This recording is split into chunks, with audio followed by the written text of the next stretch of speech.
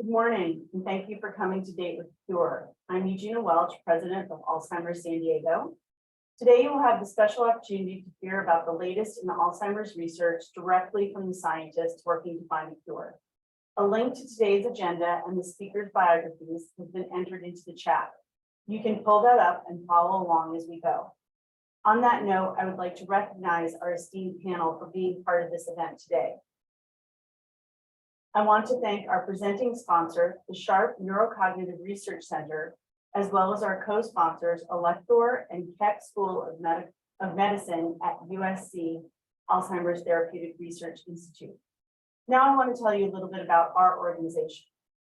Alzheimer's San Diego is a 100% local, independent nonprofit committed to serving the needs of the San Diego community. Our mission is to help people impacted by dementia fight stigma and support research right here at home. People living with dementia and their care partners can meet one-on-one with the dementia expert via phone, email, or in person to receive supportive counseling. We offer online and in-person education in English and in Spanish on topics ranging from Dementia 101, communication skills, and preparing for the late stage, and more. We currently have 35 support groups for care partners to choose from, both in person and online. These groups provide care partners with the opportunity to discuss caregiving challenges in a safe setting with other people who are going through similar situations. We also offer opportunities for socialization, respite, and individual support through our weekly social activities and community outings. Our VITALS program helps to support the 25% of San Diegans living with dementia who also live alone. And our Alz Companions Respite program provides care partners with a much needed break.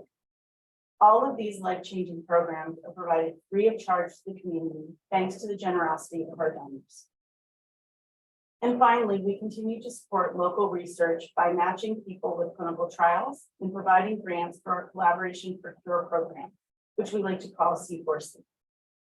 As I've mentioned, all of the services we provide are 100% free of charge. We are completely supported by the generosity of our community, which is so critical as we work to support the growing number of those impacted by dementia.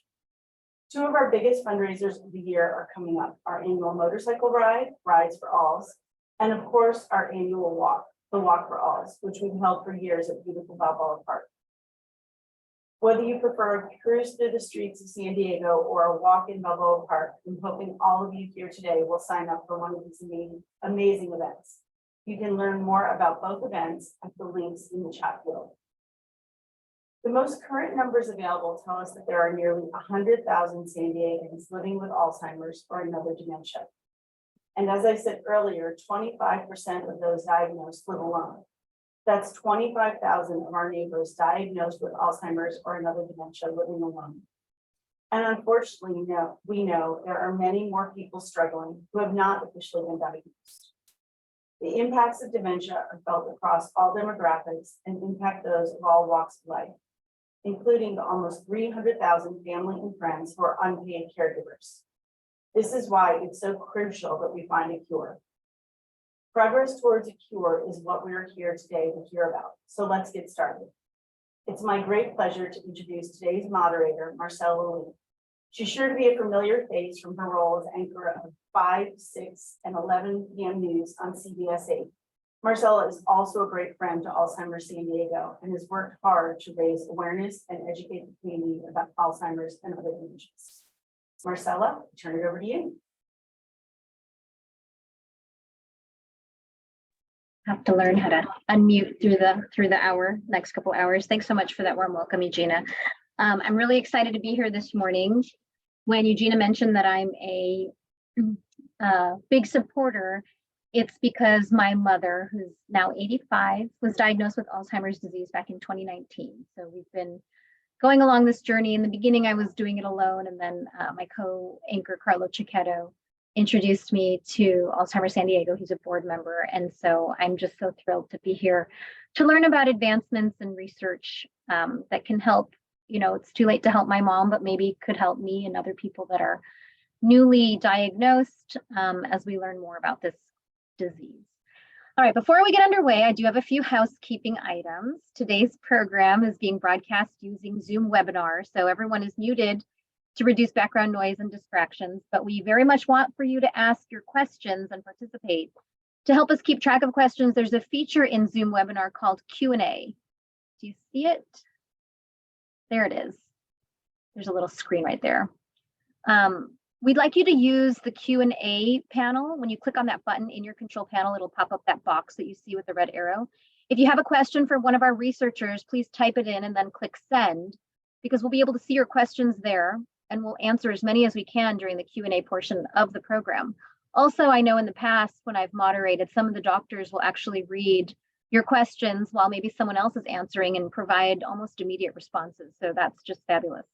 And you can start submitting your questions from the beginning. You can start now. There's no need to wait until the official Q&A portion begins. If there's something on your mind, share it.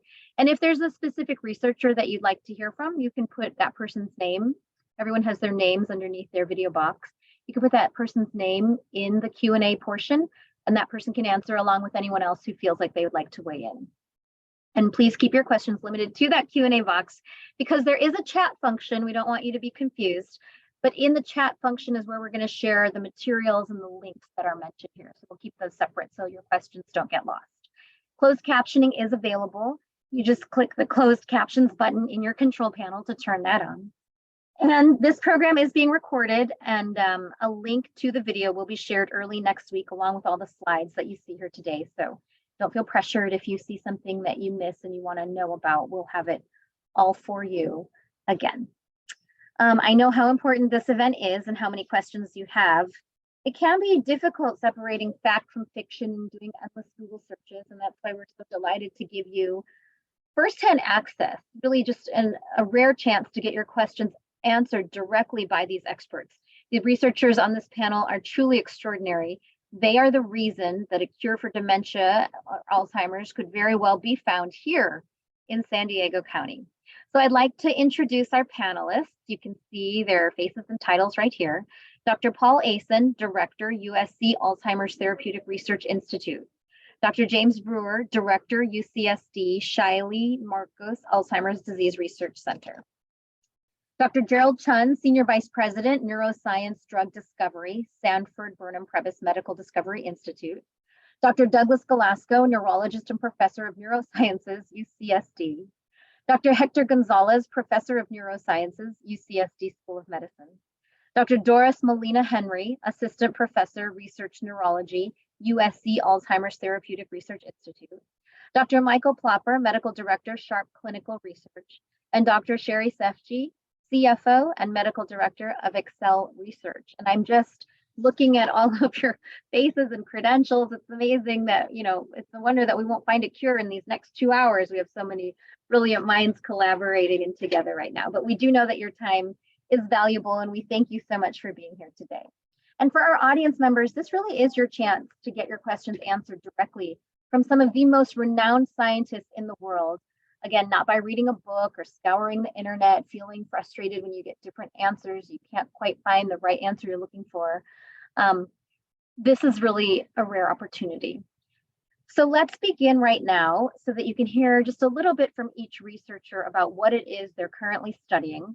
I'm going to give you about a minute to talk, and I won't do it rudely, but I'll set my timer, my stopwatch, and I'll give you a little hello when it's about that time. But why don't we start, as I introduced you alphabetically, with Dr. Asen beginning. Just share what you're researching and maybe what you're excited about in the world of Alzheimer's research. Well, thanks very much. Thanks very much. It's a pleasure to be here. At the USC ATRI here in San Diego, we work on therapeutics, on developing drugs, methods for developing drugs. And this is a hugely exciting time for us because right now, for the first time ever, a drug which slows disease progression is about to have full approval from the FDA. The drug is called lecanemab, and the FDA will be deciding in the next few weeks, and we're confident it will provide full approval, and there will be reimbursement from Medicare and private insurers. So we are just now entering the age of disease-slowing therapy for Alzheimer's. It's a major event and one that we're going to build on to continue to slow the disease and ultimately to prevent it. That is incredible. Thank you so much. I'm writing notes because we're going to do a little blurb on the news later today. So I'm going to probably have to take too many notes because everything that you doctors are saying are so incredible. Dr. James Brewer, why don't you go ahead? Oh, unmute. Yep. There you go. Thanks so much. I appreciate it. And very excited to share progress with the whole group today. And it is awesome to have all the colleagues assembled here and excited. So what we're working on at the Shiley Marcos Alzheimer's Disease Research Center is advancing knowledge in this illness, including what will be happening in the age of therapeutics. What happens when you remove amyloid in the brain? Why do individuals continue to progress despite the removal of that amyloid? What are the other diseases that are going on? And I'll just note one of the most exciting pieces that I think in the field is going on is the use of human cell models, disease in a dish models, where you can get a biopsy from the skin and turn that into all the different cells of the nervous system. And we're pushing that forward here at UCSD and the Salk Institute with the Shiley Marcos ADRC. Thanks. Thank you, Dr. Brewer. It almost sounds like things of science fiction movies that are actually coming to light now, being able to cure diseases with skin cells. It's just incredible. All right, let's see. The next on my list, I believe, is Dr. Chun. Hello, welcome. Yes, hi, Marcella. Thanks for hosting this with Eugenia again. It's really nice to see everyone. Our lab and group continues to work on this area called somatic mosaicism. That's where the DNA sequences amongst cells of your brain actually are different. And these types of changes are only seen if you look at the brain itself rather than, say, taking a sample of your blood or cheek cells. And it's revealing from a number of groups across the globe that there are enormous numbers of changes that could be driving disease, and they may be independent or somewhat overlapping with the amyloid types of studies that you'll hear from Dr. Azen and others. And so it says there's more to it, and that indeed we certainly like to find therapeutics, but the types that are currently being proposed and being looked at and approved by the FDA are just, you could say, the tip of the iceberg. And so there's a lot more to do. Thank you.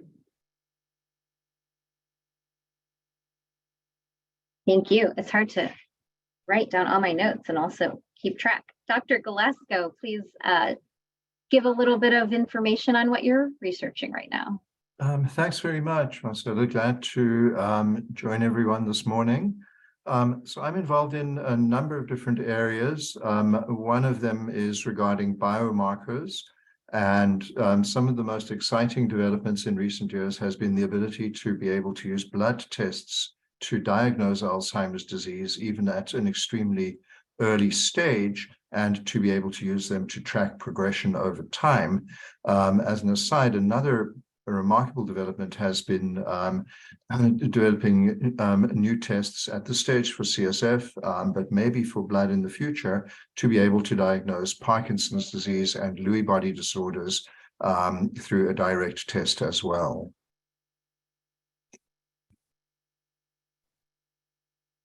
Thank you so much, Dr. Glasgow. I find that fascinating. When you think about all that needs to be done right now to diagnose dementia or Alzheimer's, to think that a blood test could have a lot of clues to the mystery of this disease is so exciting. Dr. Gonzalez, hello, good to see you again. Yes, good to see you, Marcella. Pleasure. I want to thank Alzheimer's San Diego for inviting me, including me in this panel. I'm delighted to be here. What we do in our lab, the Sol Inca lab, study of Latinos, investigation of neurocognitive aging, is we take a different approach. I am a population neuroscientist, and as the name implies, we're looking at large populations of diverse Latinos across the country, nearly 10,000 when we first started, and looking at reasons why dementia in its various forms, as Dr. Chun had mentioned before, is that how can we prevent this disease? How can we reduce risk, not only for, or specifically for different Latinos that we think will apply to other people? So when I heard your your story about your mother, what can we do for the next generation? We hope to learn from our older adults and find ways that we may change the course of their cognitive aging trajectory and healthy aging towards a healthy aging trajectory. So that's what we do in our lab. I know it's a very personal decision when we come to that point where people can maybe learn early on whether or not they're predisposed. Personally, I would love to know so that I myself can prepare and my family can prepare, but I know other people choose not to, but it's just exciting that there is research being done to give people that option. So thanks so much for sharing that, Dr. Gonzalez. Dr. Doris Molina Henry, hello. Hello, thank you, Marcela. It's a pleasure to be here. I have the pleasure to work with Dr. Paul Azen. So as he mentioned, we work at the Institute, the Alzheimer's Therapeutic Research Institute, predominantly on identifying therapeutics and the next generation of therapeutics that will be able to impact this disease. I think there's so many exciting things happening in the field of Alzheimer's right now. It's very hard to pick just one. I think going from full approval of drugs for disease-modifying drugs for Alzheimer's disease, to biomarkers, to even expanding the scope of focus in terms of therapeutics that address earlier time points of the disease, to even potentially getting to a point where we might prevent it and prevent the symptoms of the disease. And that's exciting. And what for me, given that I work particularly in a trial focused on this, on identifying individuals that have already signs or the presentation of the disease in their brain, but have no symptoms, is the fact that this drug that is going for full approval or has gone up for full approval is the same drug that we're hoping to see has an impact early on in the disease. And so that amount, as well as ensuring that there's been increased focus on making sure that other populations that have traditionally been under-included in clinical trials and Alzheimer's research are included, I think have been really, really huge steps forward. So it's exciting to be in the field right now. Thank you. You know, I do wonder, as I'm sure a lot of people in our audience also wonder, if my mom has Alzheimer's, am I more likely to get it? But I feel like I'm 50, and with all of your bright minds and this drug on the forefront, that by the time I'm 70, maybe there will be some way to slow it down or slow the progression. So it's making me very hopeful just sitting here listening to all of the exciting news. I think just a couple of years ago when we did this, there wasn't as much, there was excitement about what could be, but now there's like, we're on the doorstep right here. So that's really neat to see the changes year over year. Thank you, Dr. Molina Henry. Okay, Dr. Michael Plopper, hello, good to see you again. Hi, Marcella. Thanks for hosting again. And thank you, Eugenia, for putting this on again. It's a very important event and happy to be here. And I have been working for Sharp for 25 years in doing clinical trials on Alzheimer's disease. And only in the last few years have we really started to see some real success. And so it's very gratifying, but it's with a tempered enthusiasm that I speak about these drugs. We've been doing the lecanemab trials for several years. And also donanemab trials, the Lilly drug, among other compounds. And donanemab will be coming before the FDA later in the year. So there's at least one, a lecanemab drug, which is a disease-modifying agent, which is now shown to be the case. And so this is very, very important information and sort of a threshold point, really, for clinical research into Alzheimer's disease. I would anticipate in the next several years, we're going to see a number of new compounds under study.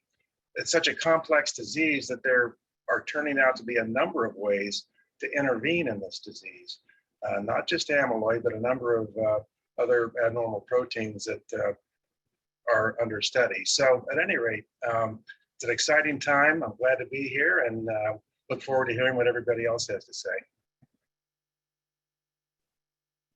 Thank you so much. It is, see, pay attention. I can tell that the excitement is actually increasing, which is really neat when we have these forums every year. Okay, and Dr. Sherry Sefji, and she joined me along with Eugenia last Friday when we did a preview of this event. Dr. Sefji, go ahead and share some of the information about your trials that you're involved in. Sure. First of all, I'm very flattered to be part of this panel. I am a clinician psychiatrist. I have a small clinical trials research site. So I really come at it purely from a non-academic and more patient-based viewpoint. And so I think, all of the colleagues here make me feel very enthusiastic and hopeful about the future because, it's taken a combination of all the basic science research that's done primarily at academic institutions and as well as then the clinical trials where we actually test the potential drugs to get where we are today. And it is really, really exciting. Because as you've heard from everyone else, I mean, coming last, there's not too much new that I can add, except that to highlight what everyone else has said, that we're making progress in all the important areas, all the way from finding new biomarkers that can help diagnose people who are at risk, and that includes, diverse populations, because as they're discovering, it may not be the same for people of all races, maybe even not genders. And then, finding different mechanisms for treating the actual pathology, all the way from, these new drugs have all focused on amyloid plaques, and they address that aspect of the disease very well. But what's also exciting to me is that people are looking at still the tau pathology. There are trials and drugs that address that. There are trials that address even other things like potentially bacteria that has a role in the illness. And the final thing, which is actually where my research has been focused more recently, if for the folks that we do not yet have a preventative treatment or a disease modifying treatment, when they develop behavioral problems later in their illness, which is called agitation in Alzheimer's, we really need something to try to help these people and their caregivers cope with those symptoms. Because all of the medicines approved right now are not particularly good for doing that and safely. So I just am fascinated and thrilled about all the different, again, we're attacking the illness from kind of all angles. And that's probably the most exciting thing, especially since we seem to really be making progress. That's wonderful. I'm glad that we gave our participants a little synopsis of what all of you are researching. It helps for them to direct the questions. Okay, so I'm going to start with a question. There's no specific doctor, so just jump in if you feel like you would like to answer. Audience question: we stopped 2 memory pills, donezepil and Namenda, for almost 6 weeks to diagnose a bad itchy body rash that would not respond to multiple treatments over a year's period. Do you know of any rash issues related to MCI Alzheimer's? Also, was that a bad move stopping the meds? We're back on them now.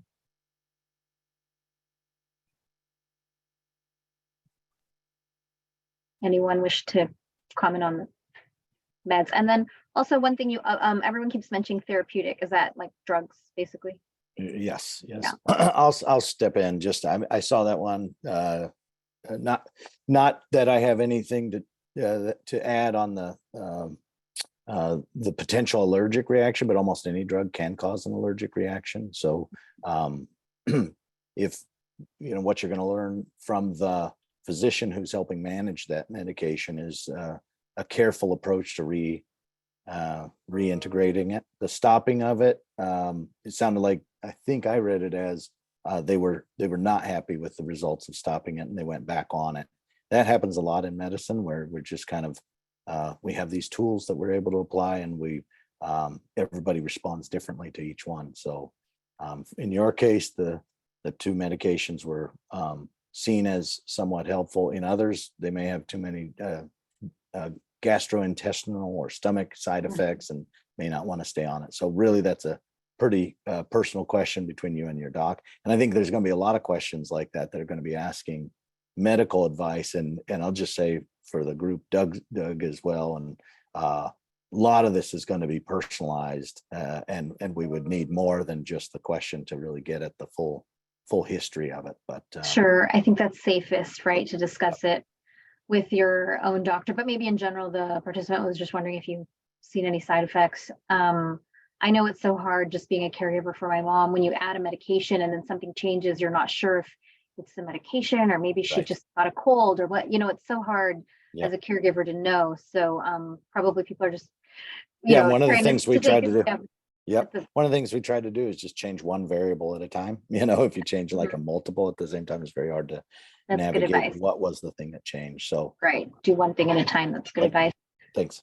Okay, so another person asked, both of my parents have dementia. Will I get it too? And I know I asked last year, or maybe this year, I probably ask it every year. My mom has dementia. Will I get it? So what is the research on, genetic link, being predisposed because your parent has been diagnosed? Who'd like to weigh in on that? I'm happy to weigh in. So there are genetic risks for Alzheimer's disease. For some very unfortunate families, there are very strong genetic risks, and some genes can be associated with an age at onset that ranges from about 30 to about 50 or 55. For most people who get Alzheimer's later in their life, there is some genetic association. Having a positive family history increases your risk a little. And the most common factor that might be associated is a gene called ApoE and a variant called ApoE4. Carriers of one E4 gene have about a 2 times overall lifetime increased risk of developing Alzheimer's. If you have 2 copies of the E4 gene, your risk goes up quite a bit more. There's still a lot of variability, but somewhere between about 6 to 10 times overall lifetime risk.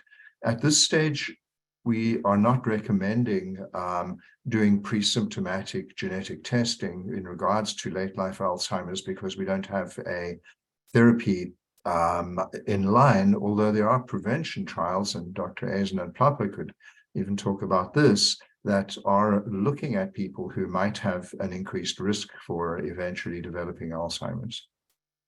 Is it expensive? Just to follow up, can people, so I know you're not recommending it because nothing can really be done, but if someone's just curious to know, who would they talk to get that test done?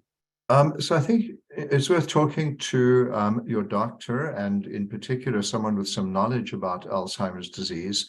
There actually is some web-based information about questions to ask before undergoing ApoE testing. And if you want to do it and don't have any symptoms, again, I wouldn't recommend it outside of a desire to take part in a research study, because it's not really clear what somebody will do with that knowledge or information. So maybe look for a trial if you're interested in doing look for a trial, talk to your doctor, talk to a genetic counselor, rather than sending blood to 23andMe or some other kind of source. Good advice. So Marcella, if I can just follow up, I just Yeah. want to say I've looked at some of the questions here, and I get just an overall impression that there's a lot of questions out there, and there's also a lot of concern about what's happening and what lay in the future for them. So I just want to share my feelings or my thoughts about that, and it's difficult. I think there's a lot of questions. Most seniors are very concerned about their cognitive aging. Nobody wants to be impaired. Everyone wants to live a healthily into their golden years, so to speak. I will say, just to follow up on Dr. Glasgow's insightful comments, is that yes, there are these autosomal dominant type of genetic profiles that sadly have very high rates of dementia onset. The ApoE4 story, as he alluded to just a few minutes ago, we're finding things just working a little different amongst Latinos, and we haven't really looked at Asians that much, Asian Americans. But it seems to be that ApoE4 does not convey that high risk as others, like for amongst Anglos and others. Hmm. So I think that's one of the importance of looking at diverse populations. APOE is, for folks out there, APOE is just not that common amongst most Latino groups. Can you go ahead and spell that for people that, is it Pardon me? EPO? Can you spell the the name of the APOE? I'm going to give you the shorthand because it's a long one. I mean, just the acronym is, it's Yeah, APOE. APOE, and then use an E4. E4. So that's the putative risk factor. But again, we just have not seen those associations with cognitive aging amongst our Latinos. Very interesting dynamic here. And I think it just bespeaks the importance of including diverse populations. We cannot make inferences to the larger population just based on a certain percentage of the population. That's just not, it's not going to work. It doesn't carry. It's insightful. Different people have different, they present differently with different genes. I'd like to add to that. Also with African Americans, there's a different degree of risk associated with APOE in addition to Latinos. So it really points up the need to have diversity in our clinical trials, and we have not gotten there to date in terms of really having a diverse population. We're trying to focus at Sharp on recruiting more Latinos and African Americans and Asians into our studies, specifically for these reasons, among others. But we really need to look at diverse populations in these studies and have yet to do so far. The statistic that Eugenia shared with 100,000 estimated San Diegans living with Alzheimer's or dementia, there is a big pool. It's just, it's probably difficult for people to feel comfortable stepping up and putting yourself in that position. But where can people go if they want to learn about clinical trials?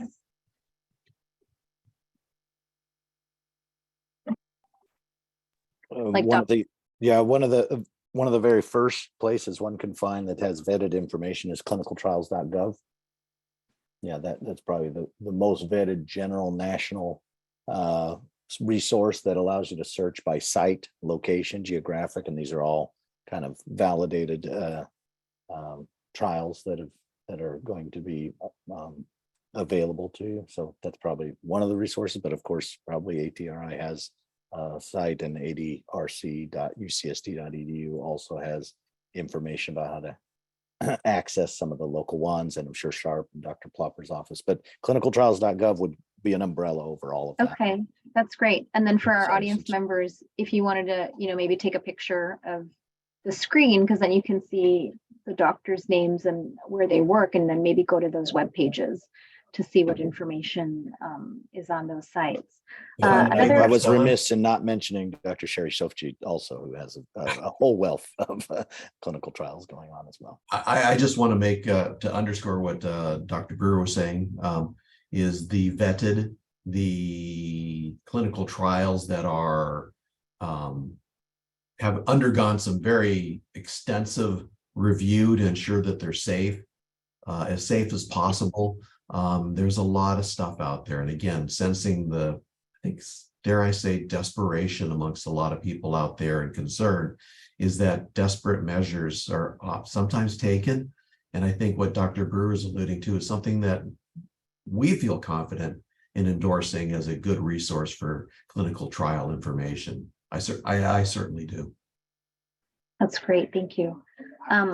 Another question, all of the new drugs seem to be for people with early or mild Alzheimer's. Can people with moderate Alzheimer's take these drugs too? And I don't know what the research is on lecanemab, but what is the stage that, and I know again, it's, you would have to consult with your doctor to see if you're a candidate, but in general, what has the research been on effectiveness? Right. So far, the studies that have been successful with drugs like lecanemab and donanemab have been in a stage that we call early AD.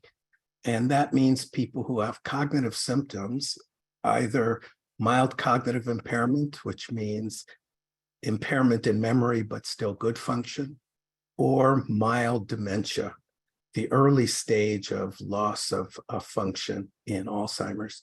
There have not been any successful trials of disease-slowing therapies like lecanemab in moderate dementia. So the initial approval will be for early Alzheimer's, mild cognitive impairment, and mild dementia. But the good news is there are a lot of very promising candidate therapeutics that are being studied across the entire spectrum of disease, from the asymptomatic stage to the early AD stage to moderate and severe dementia. So the field keeps moving forward and studies are ongoing in all stages of dementia. That's great. What are the latest insights on the effect of untreated sleep apnea on dementia? Is there any correlation that any of you are aware of? So we've been doing this work in collaboration with our colleagues from University of Miami primarily. And what we are seeing is that sleep apnea is not a good thing, that it is associated with cognitive decline and impairment.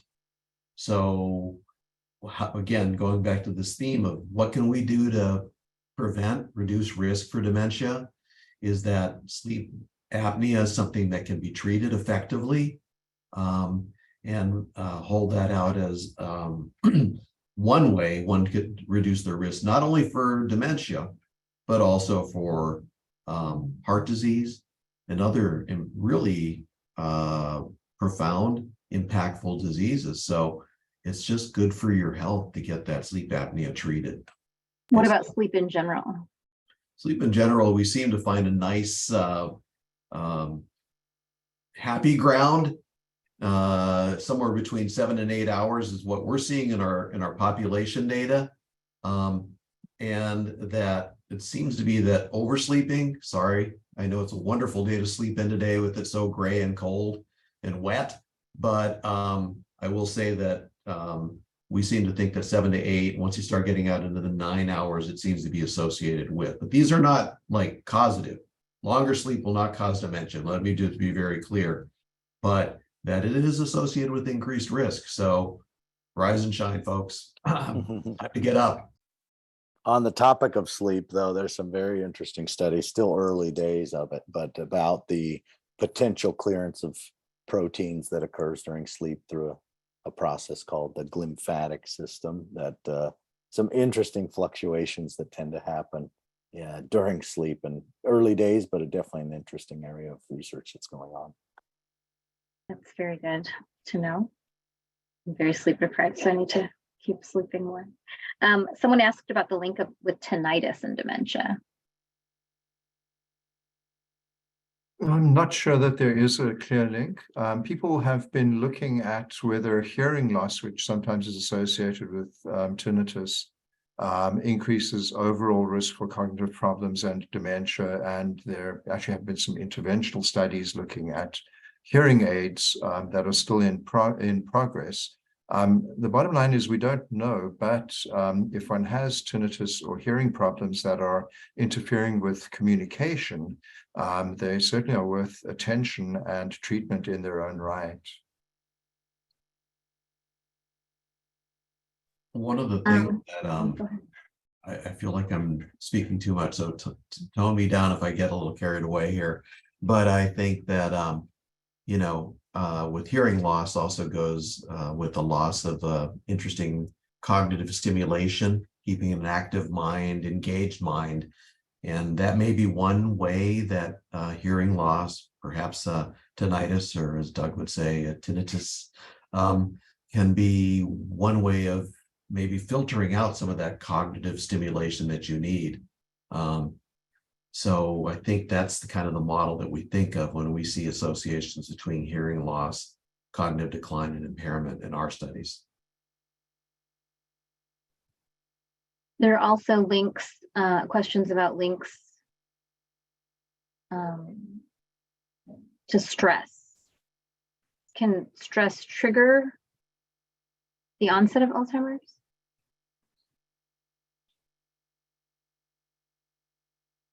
I think that's a question probably no one really knows, but I think most commonly what we see is that if a person already has a little bit of impairment due to Alzheimer's or some other type of dementia, and then you put them under stress, it becomes more apparent that they're unable to function and cope with the stress.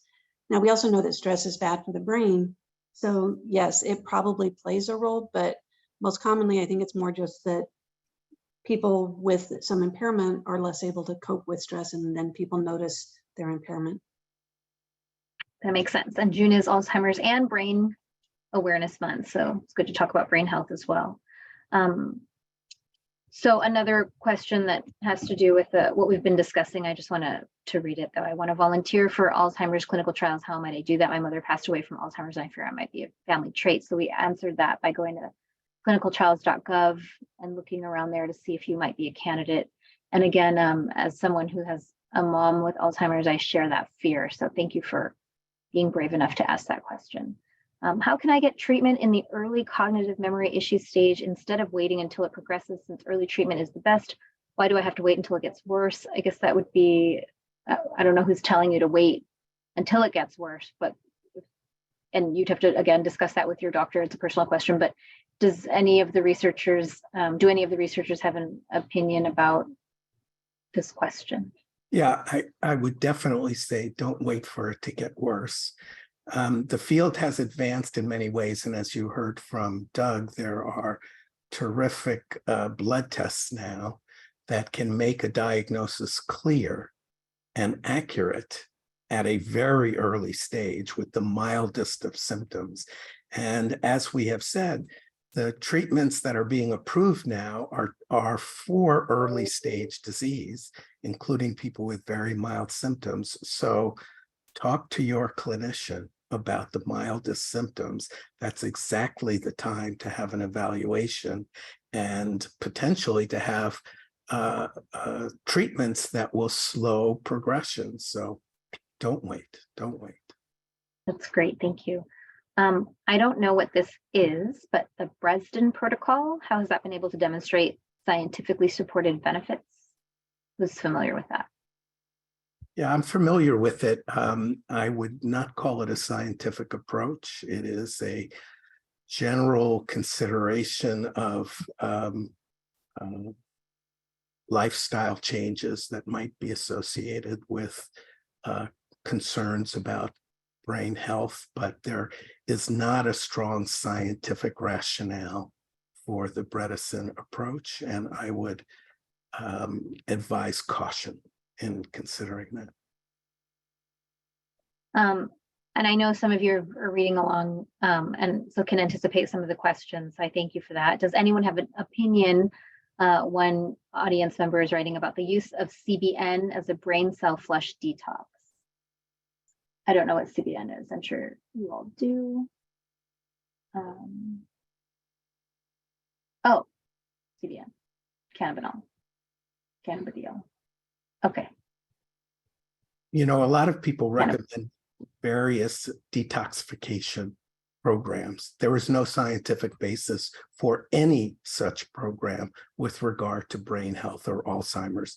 So again, there are lots of programs being presented as options to all the people so concerned about this disease. I would urge people to consider the source of recommendations. Talk to your doctor. Get advice from reputable sources like the National Institute on Aging or the Alzheimer's Association or Alzheimer's San Diego. Do not accept advice without checking into the scientific rationale. And there is no evidence of any benefit in detoxification protocols.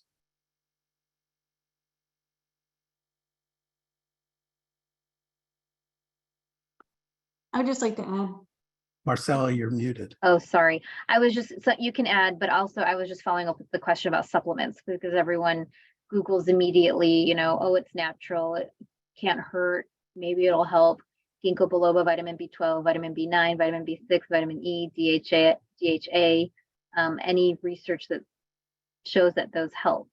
There is no scientific basis for the use of supplements. There has been a great deal of research. None of it has shown benefits of supplements with regard to Alzheimer's, and none of the products that are advertised on TV, none of the supplements that are advertised for brain health have a scientific basis. So once again, I urge caution. What I just wanted to add about cannabidiol or any cannabis-based products, that's an area that we really don't understand. I mean, or people are heavily researching it, but some of the preliminary things speak more to it actually having a negative impact on memory rather than any sort of helpful impact, at least as far as I know. Some of these other scientists can correct me if there's data I'm not aware of, but I would think if anything, it might be a negative rather than a positive. I think in general, I would agree with that, except that there is some evidence that cannabinoids can be useful in treating some late-stage behavioral complications. And that's an area that we are currently studying in a trial at ATRI. It's too early to say whether it's helpful, but it is an area that we are investigating. So Marcella, if I can just chime in here again. So we do research on a different level. We look at not just the brain, but we look at heart, lung, blood, and really a whole body approach, right? Our work is founded in the National Institute of Heart, Lung, Blood Research, right? So we have at our disposal all these different aspects. I will say that the discussion has been primarily about Alzheimer's disease, but there's other types of dementias, was mentioned at the very beginning. Vascular dementia is very common, maybe more common amongst Latinos and African Americans than we think, than we really know, when that's an area of investigation. But we do know that if you do modify your diet, there are some simple steps: diet, exercise, kind of the stuff your mother probably told you, get good sleep, that there's an array of healthy behaviors, dietary practices that can help heart health. And heart health is very well tied into brain health. So I'm a firm advocate of saying that what's good for the heart is good for the brain. And so I know the disease-altering therapeutics are out there. That's wonderful. But again, what can we do to prevent, reduce risk for dementias, all types of dementias, Alzheimer's, vascular, and other types of dementia? I'm a firm believer that some of the recommendations that the American Heart Association, for example, endorses are very good for brain health and just good for your general health. And frankly, a lot of them are kind of fun. Getting out there and doing something, eating a Mediterranean diet, things like that.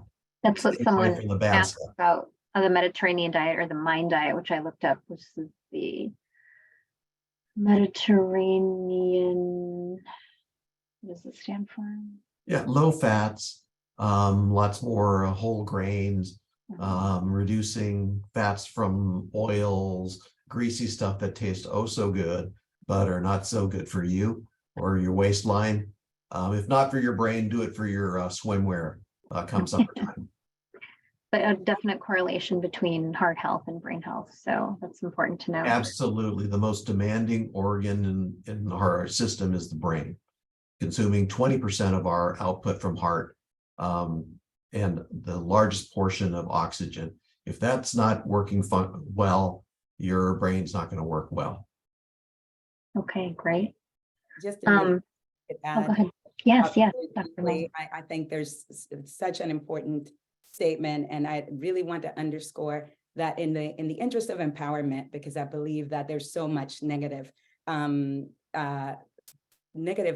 of Alzheimer's disease and risk, is underscoring the fact that there's always the potential for reducing risk. That may not mean that you are modifying a disease course. That may not mean that you're treating a disease. And so distinguishing between the two, I think, is very important. When people are continually looking for opportunities to learn more, understand more, deciding whether something is for them or not, getting that vetting, proceeding with caution, as Paul was alluding to, in the interest of reaching out to your caregiver, your care provider, not your caregiver, but your care provider, a relative's care provider, your universities in your vicinity, your local research centers, looking at their websites, finding studies or finding experts in your area that you trust and feel comfortable reaching out to, I think are great resources as you contemplate participating in a therapeutics trial, are great resources in understanding ways in which you can reduce risk, anything that you can do within your realm of possibility to improve your quality of health, as you heard, cardiovascularly, reducing your risk of diabetes or managing diabetes. All of those things are within your reach. And I think that that's power that you can use while we come and move forward in terms of ways to really modify the course of a disease. I think a lot of people, especially with the great weather we've had in San Diego, find excuses not to get out, not to do things. And it is important to get that oxygen flowing to your brain, your heart. Yeah, to follow up on both Dr. Gonzalez and Dr. Molina Henry's comments. So in fact, there are some clinical trials looking at Wegovy and Ozempic. You probably have heard about these things on the news as weight loss agents, but they're also anti-diabetes types of therapeutics. Quite interesting. They target G protein coupled receptors, a very common class of drug target. And they may in fact have some type of impact on a number of diseases, including aspects of Alzheimer's disease. So it's something to keep an eye on from the standpoint of clinical trials and what's going on. But a really related and important issue is, in a clinical trial, how do you know someone actually has just pure Alzheimer's disease when they enter that trial? And so there's a very interesting paper published in 2017 by Brenovitz from the University of Washington. And what they did is they accessed autopsy information from two large databases, some 3,000 patients. And what they found is that over 50% of the quote Alzheimer's disease patients had a comorbid, that is another disease on top of it that could contribute to their dementia. And this included both vascular diseases as well as Lewy body diseases, the things in Parkinson's disease, and others as well. And what was also interesting in that data set is that maybe about 15% of the autopsies showed pathology in the brain, but no dementia.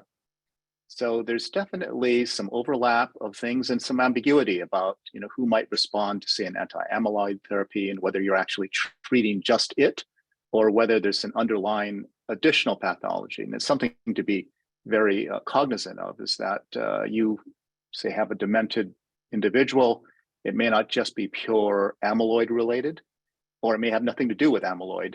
And so, of course, you wouldn't want to give that person some type of therapeutic that just targets the amyloid.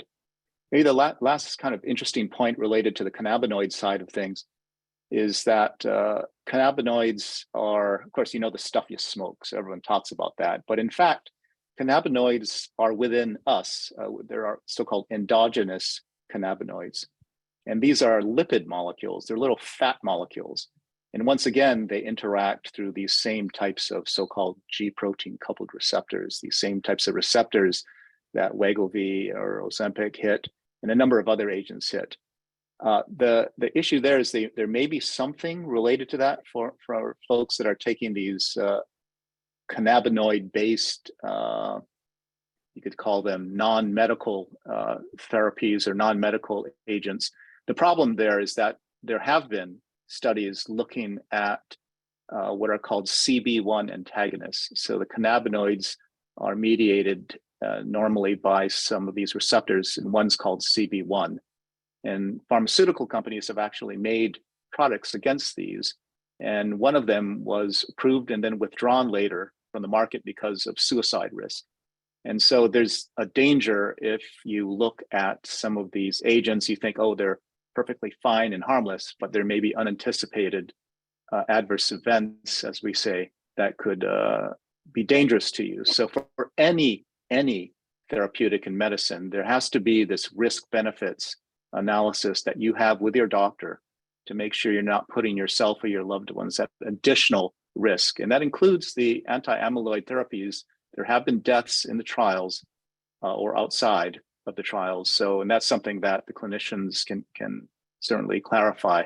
But it's not as though this is drinking water. There are risks that are associated with it. I'll leave it at that.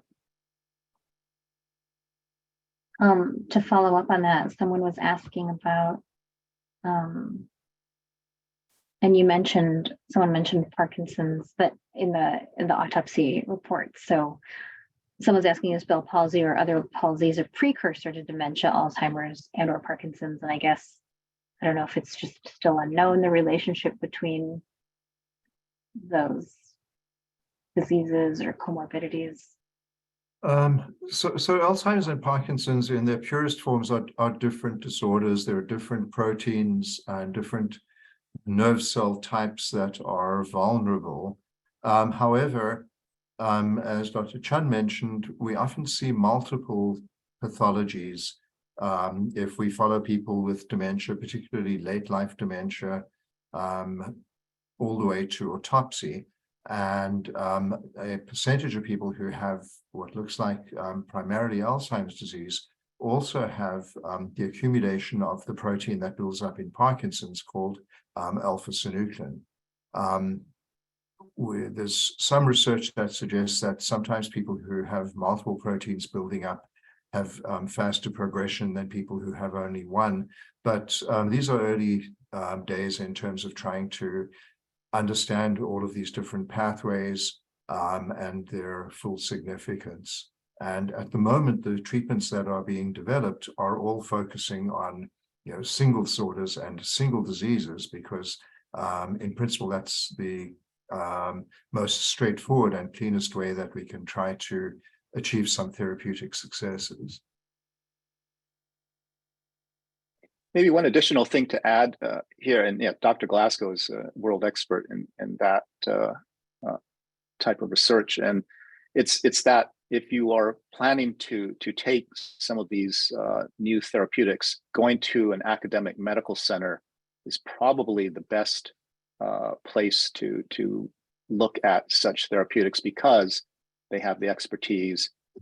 Dr. Azen or Dr. Glasgow or others, Dr. Brewer, all of the expertise in looking at what may be going on or what complications may occur can be managed. Whether by contrast, if you're out in the community and trying these, and this has that potential for lecanemab if it gets full approval, and maybe donanemab from Lilly, that raises some additional risk. And so it's something that, again, I think families and their loved ones need to discuss this and take the appropriate precautionary actions.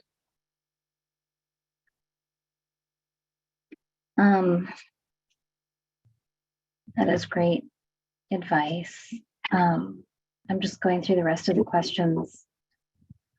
Someone mentioned it's been said that dementia is not a normal part of aging, but with the population growing older and living so much longer, shouldn't we consider this maybe part of normal again, especially after the age of 80? Are you finding that it's becoming more prevalent in our older population? Do you consider it a normal part of aging? It's not a normal part of aging.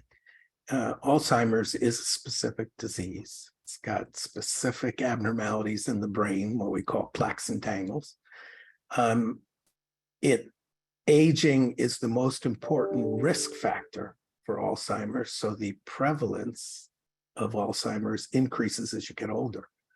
And people over 80 have a high risk. But no, it is not part of normal aging. You can live to 100 or 110 without dementia. But aging is the most important risk factor for Alzheimer's. I appreciate that distinction. My father lived till 91, actually, and his mind was sharper than mine, I felt. So it was interesting to see the difference between my mom and dad as they aged. Let's see, what else? Are there any non-chemical treatment trials being offered?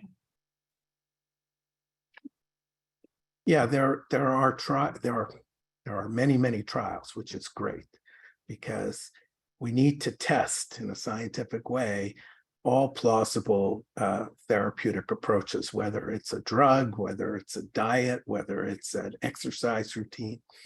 And indeed, there are studies of drugs, of genetic interventions, but also of exercise programs and diet, lifestyle changes.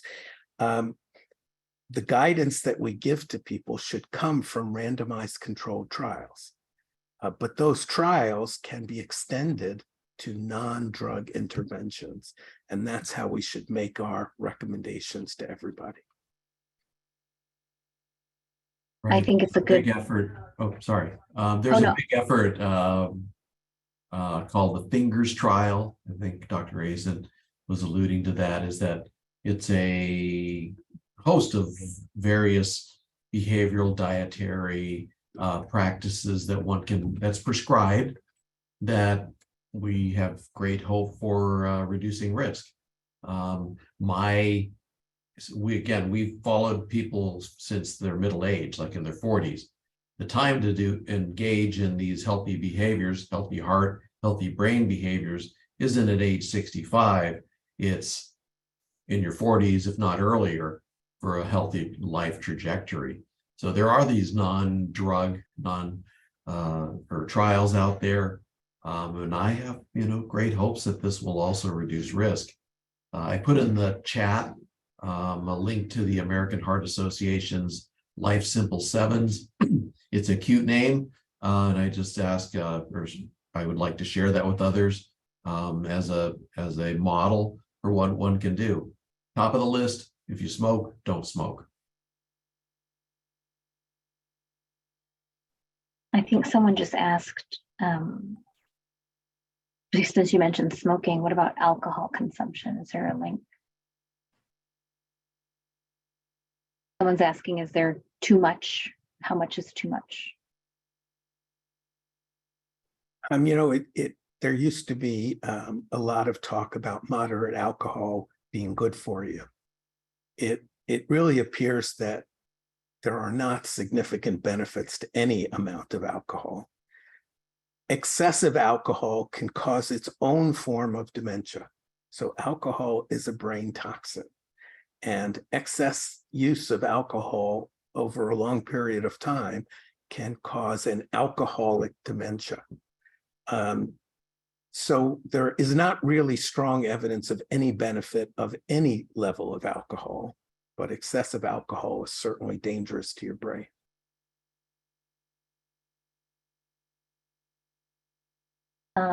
There is a specific question about cranial sacral therapy.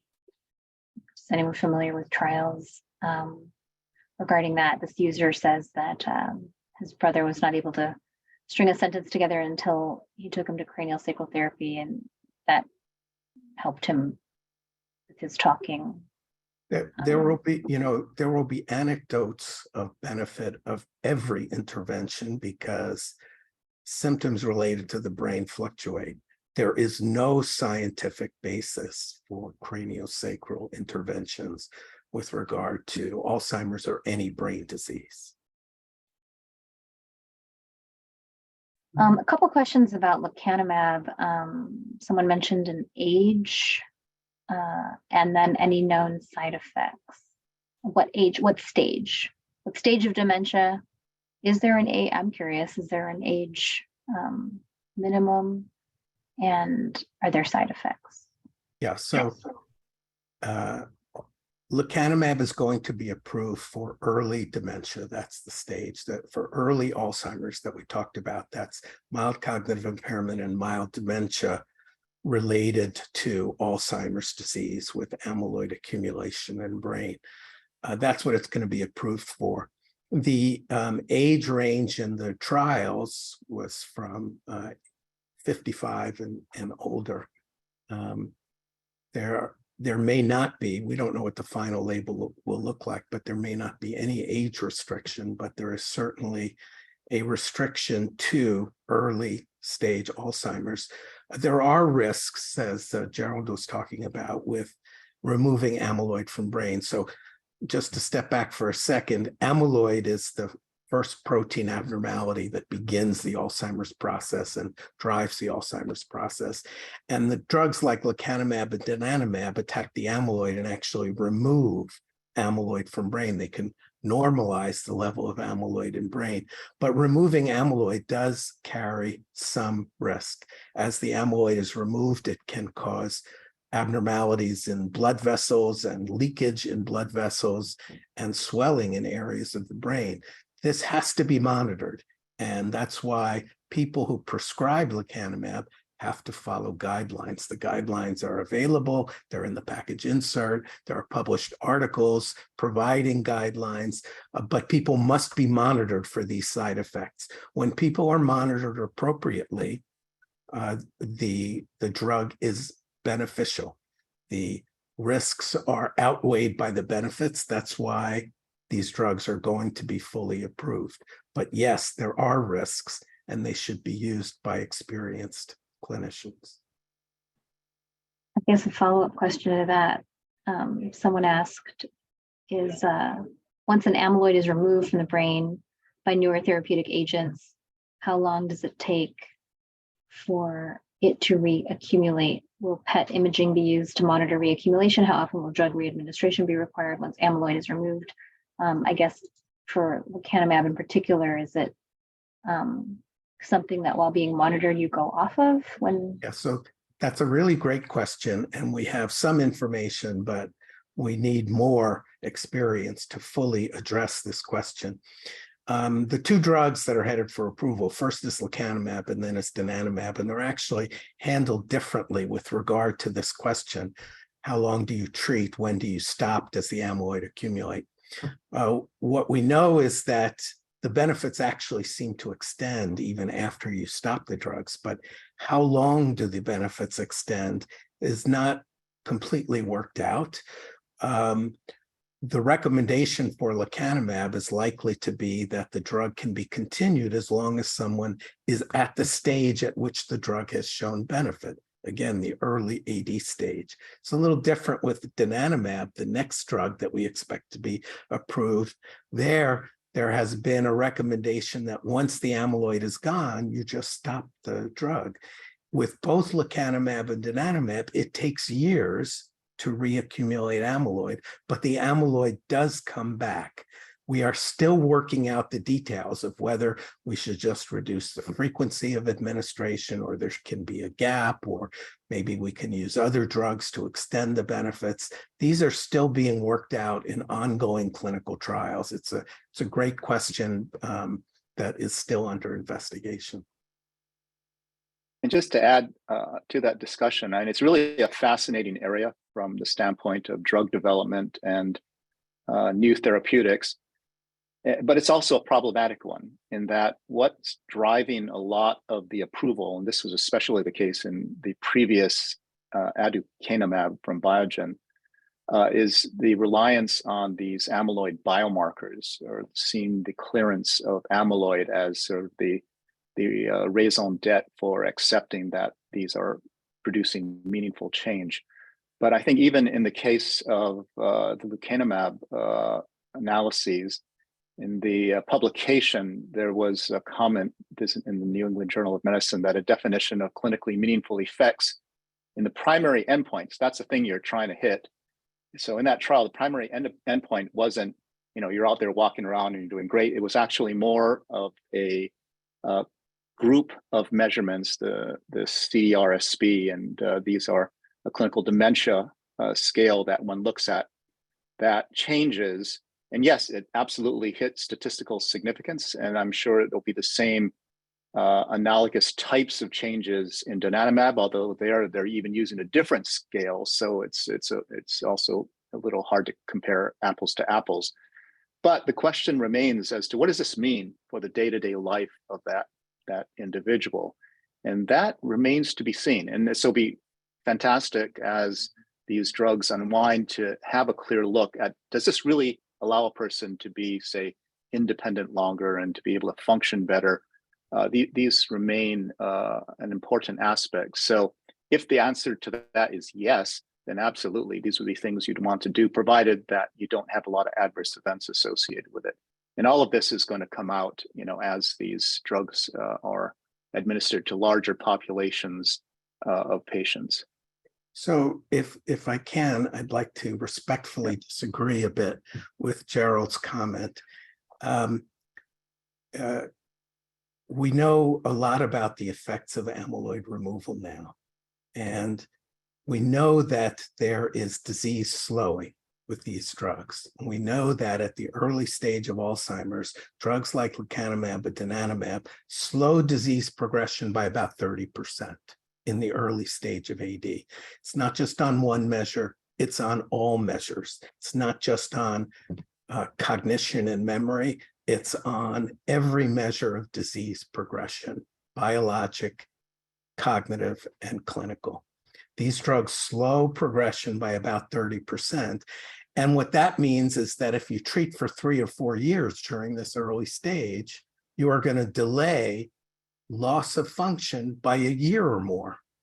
It's a real benefit. I think that when we say we're not sure whether it's clinically meaningful, preventing loss of independence by a year or more is very, very meaningful. It's not what we're aiming for. We're aiming for 100% slowing, stopping progression and preventing progression. And we're on our way there. And we're going to build on the success that we already have with 30% slowing.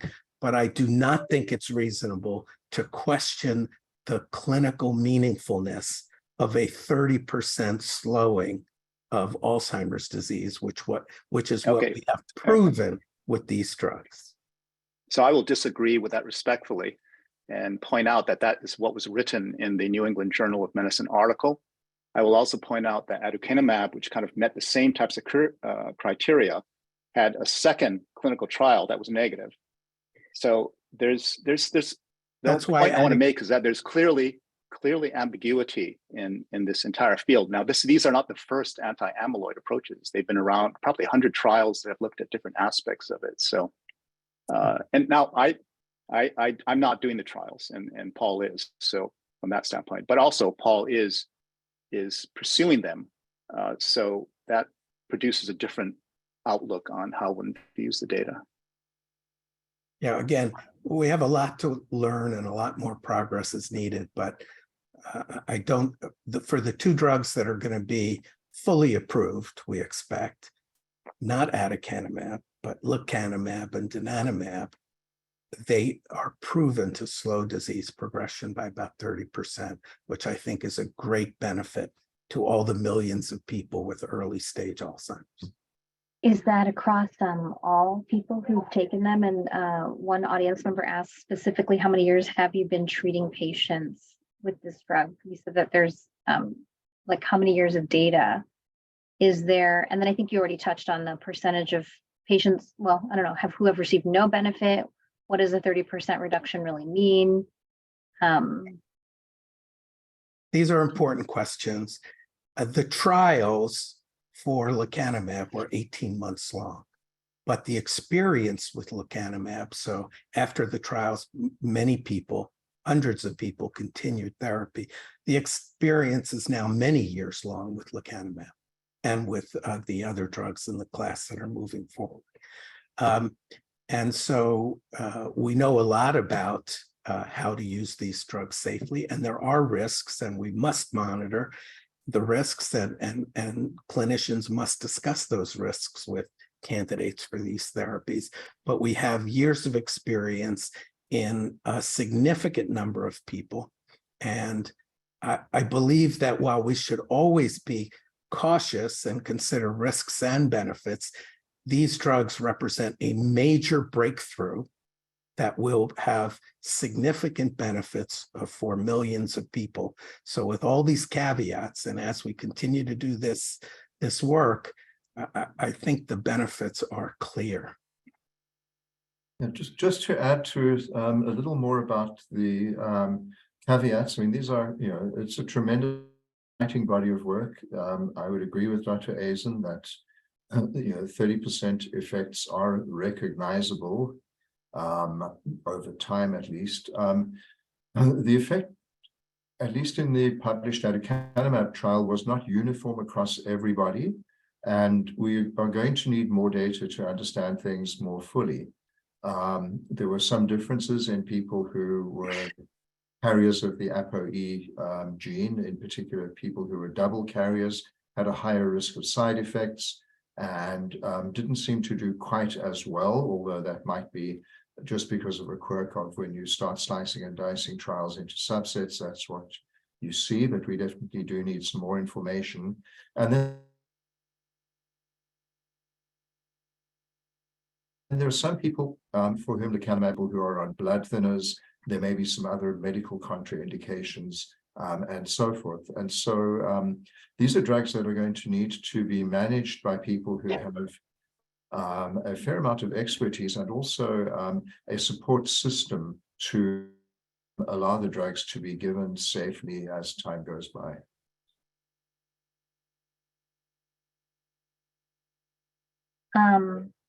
Thanks for all the discussion about lecanemab. Obviously, there's a lot of interest about it since it's on the forefront. Why don't we go ahead and talk about some other developments? I know I was interested last year in learning about the blood test. I don't know if there's been any developments in the last year, and then also the skin cell therapy. Dr. Brewer, is that your research? It's not my research. My research is in these imaging biomarkers, but I'm super excited about it. In fact, I think I came home so often talking about the promise of these new human cell models that my daughter actually went into the field. She's doing this work with a leader at University of Washington and doing, CRISPR technologies, mutating the human cells and seeing what the molecular impacts are when you take out an ApoE4, put in an ApoE2, which would be a more protective risk factor. It's really, really cool stuff. But my work is using these tools that look right into the brain to assess what the progress and what the effects of the disease are, directly viewing them. Doug is very much in advancing these blood markers. So after we talk about human cell models, just cover that a little bit. And then Doug can talk about plasma markers. But the human cell models are filling a major gap because we used to just push the Alzheimer's proteins into mice, really, really overexpress it. Can't wait for the aging to happen. So we just got to push it even further and see the mouse not do very well and then pull that protein out and say, okay, we've cured that disease. Now that's an oversimplification. And anyway, there are definitely, a lot of people call that Mouseheimer's, and we've cured Mouseheimer's many times over. But it's true that there is a piece that is very important to use animal models for. There's certain components, but in the end, this is a human disease. So we need to see what's happening in human cells. And one of the new recruits that I was able to bring in, so I'm lucky enough to be the department chair as well, so I can kind of push forward some key recruitments that are helpful in the Alzheimer's space. And one of the really exciting new recruitments that we've had to UCSD is a guy named Jerome Mertens, who advances these new approaches that are to directly transform skin cells into neurons instead of taking them through the kind of baby stage of cells, which takes away a lot of the aging effects. So we're now able to potentially get at this very critical piece of aging and look at all the markers of aging that take place in these cells that have been directly transformed from skin cells into neurons. And it's a super exciting area. We're going to see a lot of advances in the coming years on it. We're already seeing really high profile papers coming out of Dr. Merton's lab. So that's why I've got it on my mind. I also have it on my mind because Doug and I have been digging in these past months to renew our Shiley Marcos Alzheimer's Disease Research Center. So we're just about ready to submit, probably today or tomorrow, a 900-page application to the NIH to get us another 5 years of funding. And when you read that, I mean, now it all came together. It's one of the most exciting applications I've ever seen. It's really cool what we're going to be doing in these next 5 years. So Doug, you want to talk about plasma? Unmute. Okay, so in order to make a definitive diagnosis of Alzheimer's, and this is going to be critical for any of these new anti-amyloid therapies, we need to know that somebody has amyloid in their brain. We used to have to do this at autopsy. Then along came amyloid PET scans, which are very valuable research tools and have helped to power a number of the clinical trials we're hearing about. Amyloid PET scans at the moment are not covered for reimbursement by CMS.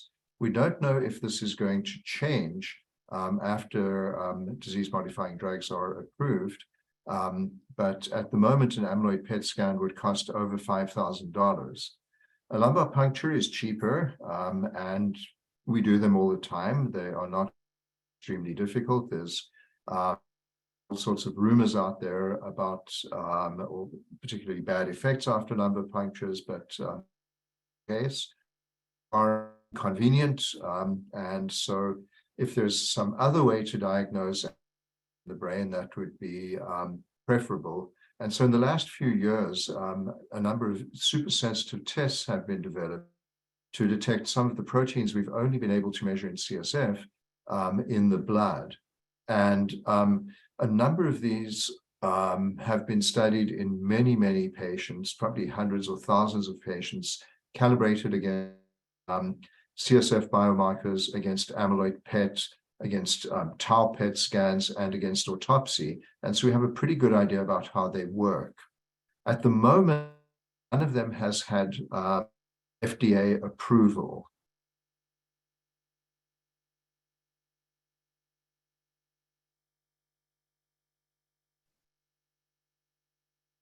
Maybe we lost Dr. Glasgow. Okay. While the panelists have, oh, there you go. That is currently for blood testing. So again, we're hoping this will be another tool that becomes more readily available with the approval of disease-modifying treatment. Thank you, Dr. Glasgow. We lost you for a little bit, then you popped back on. While the panelists are, we have about a half an hour left. So I don't know if you're able to look in the Q&A, anything that we haven't, I'll continue to read the questions, but if there's anything that strikes you as something you wish to reply to, go ahead and do that. And then you can just jump in the next time there's a lull. A couple people, or Dr. Asen, one person asked, what's the best way to participate in your research? Are you taking new participants? Yes, we are conducting many research studies all the time. And right now, anybody who's 50 years of age and older would qualify for one or more of our research studies. Our studies are listed on clinicaltrials.gov, also on all other major listing sites. And I think that Alzheimer's San Diego and ATRI, our website, will have lots of information on this, but we would welcome participation in our research from people in the San Diego community. The more people who volunteer and participate, the faster the progress that we make. Great, yeah. If you, our audience members, if you go into the chat portion, not the Q&A portion, but there is a link to the Alzheimer's San Diego website with resources and clinical trials information as well. I'm trying to look through these questions. I saw someone asking Doug Glasgow to finish what was on new blood markers, but I'll just kind of take the opportunity while he was having internet access issues. And Doug, you might just, if you do have a long question, you might just turn off your camera if you're having some bandwidth issue. But one of the pieces I think that's been super cool, and I'll just, because he's probably too modest to talk about it, is this ability to look beyond Alzheimer's, because actually the norm in aging is to have more than just Alzheimer's in the brain. And that may be one of the reasons why the continued progression takes place even when amyloid is removed. We're going to learn a lot once we start removing amyloid from people and see, well, why are they continuing to progress? And blood markers are going to be key for that. New approaches to look at the synuclein, the Parkinson's related protein that accumulates. There are many other proteins, TDP43, ubiquitin, and so many other things that we need to be able to start attacking. And that's why I welcome these new therapeutic approaches to kind of start bringing attention to the other bad proteins that are clearly by evidence accumulating in the aging brain, and we don't have as much progress on that. And so I think it's going to be very valuable to have these new plasma tests, these new imaging tests, and whatever else we can develop for that. And also the other pieces, there was a question about inflammation. I think they were mostly talking about inflammation in the body, but one of the really interesting aspects of this disease and others is the impacts it has on the brain inflammation that's taking place. And we have some really stellar scientists here at UCSD that previously were just in inflammation, and we've brought them into the Alzheimer's field, and they are just killing it in terms of new grants and really, really stellar new cross-fertilization of ideas that are coming into the field. So really building new creativity in our approaches to addressing this illness, because once you've been in the field for a long time, you tend to kind of hone down on the existing dogma, and you don't think as creatively about all the other pieces that are in place here. Astrocytes, these other cells of the brain that might be playing impact, microglia. It's going to be really cool to start looking at this again in the dish, because we can turn these human cells into not just neurons, we can turn them into any of the cells of the brain and look at how they interact together. And it's just going to unleash a whole new set of science that can take place because we're able to do this molecularly now in human cells. Can I just add to what Jim and Doug have been saying? I think that we have an opportunity to move beyond the benefits of removing amyloid, and we need to do that. We need to consider all the other abnormalities in brain, but our ability to remove amyloid gives us new promise in pursuing all of these other abnormalities. I think that the likelihood that attacking tau protein abnormalities and alpha-synuclein and TDP-43 abnormalities and inflammation, the likelihood of seeing benefit with those strategies is vastly better if we start by getting rid of the amyloid, which starts the process. So our next generation of trials, which are going to be launched in the next year or so, start with amyloid removal and then attack the other abnormalities. And that's one of the ways that we're going to go beyond a 30% slowing to 50% or 100%. And the other direction is to go earlier before there are any cognitive abnormalities. And with these highly sensitive blood tests that Doug was talking about, we can now very accurately identify people many years before symptoms and get rid of the amyloid and attack the other abnormalities at a time when the benefits will be greatest. So the future is just hugely exciting as we build on this important success with amyloid removal. I share the excitement here, and I'm will just comment too about our good colleague, Dr. Galasco. Full disclosure, we're working together on this big population-based study. We're taking these blood biomarkers and looking at people in their mid-40s, right? And trying to, I think Dr. Asen alluded to early on, but we're looking very early on in how do these changes happen, and are they signals for amyloid problems in brain, but other pathways that Dr. Chun alluded to, I thought so eloquently, is that let's take an agnostic approach. Let's see what's out there. What is driving cognitive aging in a bad way? We also want to know what's driving cognitive aging in a good way, so we can pass on a good message. Like, what can you do to help your health, your brain health? But I think we're very excited about these new biomarkers, these blood tests, and hope for a day that when you can go to see your doctor, Marcella, and picking on you in particular, and say, hey, I'd like one of those blood tests to help help me understand what my risks are, and maybe even inform me what I can do to to stay healthy. Wouldn't that be nice? Yeah, it would be great. And a real doctor, not like AI Actually, doctor. just to put that into perspective with this, there are a number of groups working on some ideas about how we would implement the blood tests in day-to-day practice.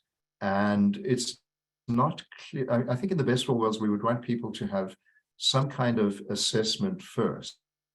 I don't think we're at a stage where these blood tests can simply be used in the population at large over any particular age and go in and get them done annually. They're rather expensive. And again, we don't know what to do with positive results in asymptomatic people at this stage, unless those people were interested in clinical trials. So I think we're going to want to have some kind of pathways where some kind of initial evaluation, either by a generalist or a specialist, followed by use of the blood test.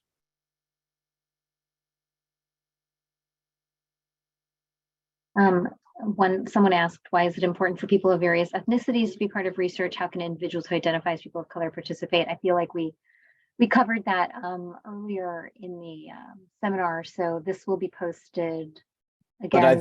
But I think it's worth spending some time on it. It's such an important component. I know. Sure, I was just going to let the person know that if they wanted to watch it, okay, from the beginning, they can hear what was discussed before. And if you want to continue, this was for Dr. Molina Henry, Dr. Gonzalez, and everyone. So Dr. Brewer, go ahead and well, I'll turn it over to Dr. Molina Henry, who doesn't have as much time to interact. I know that you. No, okay. I'm happy to follow. If you had some initial thoughts, go ahead. Well, I mean, at the Shiloh Marcos ADRC, it's one of the things that we felt was so important that we actually established the South Bay new research site in order to make it convenient for the Chula Vista community and the area to be able to participate in these amazing programs that are primarily taking place in La Jolla.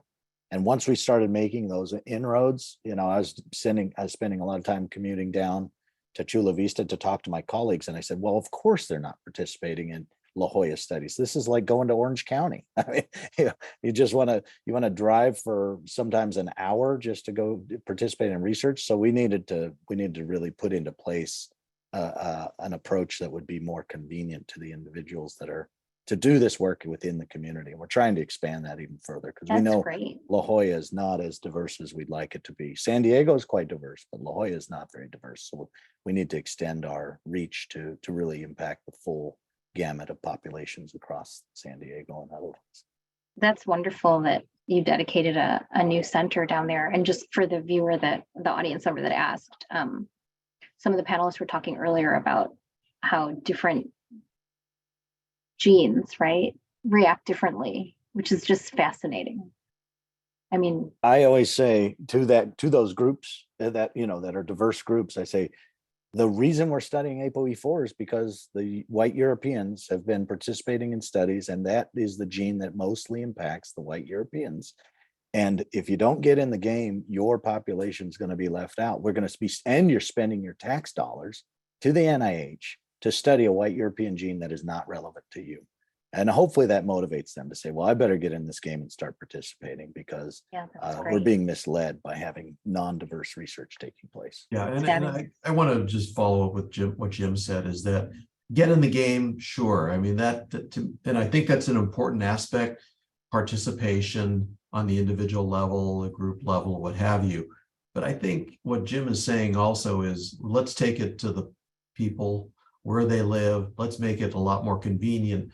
We can't just sit here in our ivory tower, which is quite lovely. I'll share with you, but that we got to go into the houses. Basically, you know, that's where, dare I say, I got my early start. Shoe leather epidemiology, going into homes, understanding what's going on in the homes of many diverse Latinos in California. You learn a lot, and I think as a group, we need to take it to the streets, get to where the people are, so it's easier to participate. It's on us. It's our job to do better.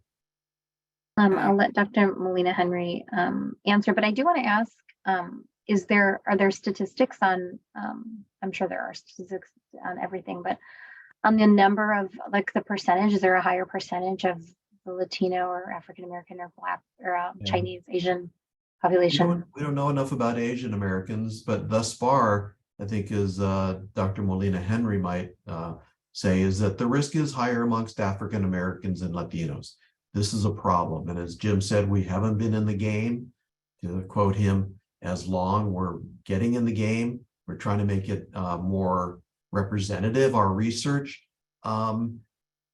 I think, as has been said before, dementias, not just Alzheimer's, are many as a heterogeneous disorder, and we need to look at all different aspects. Different people may present with other risk profiles. And I keep going back to this vascular dementia stroke link that may be there and may be present amongst people of color. And again, that's the bad news. There's higher risk, but the good news, I think, is that you can do something about vascular dementia by reducing your risk for heart disease, stroke, and the like. So again, we need to learn from diverse populations. And yes, please participate, take it upon yourself to get out there and join. But it's up to us, again, to get out to you to make it convenient to help you make a contribution to research and science. Absolutely. I have to echo what has been shared. I think we all have a different approach. We understand that there are many barriers and many reasons why people don't participate. Sometimes those barriers are physical. Sometimes those barriers are inclusion-exclusion criteria in our studies. Sometimes those barriers are really distrust or mistrust, given historical abuses of power in the research enterprise. And taking all of those things into consideration, we really have made a strong commitment, particularly within our institute and within our consortium, to ensure that we're looking at all those elements and that we're designing strategies to reach out to people to remove barriers to participation, so much so that actually my work within the institute is really devoted to identifying ways in which we can engage, recruit and retain individuals in the research arena, and also engaged and involved in understanding what is being tested, why it's being tested, and for them to foster that sense of desire to be involved, while also understanding that there are personal barriers that preclude people from participating.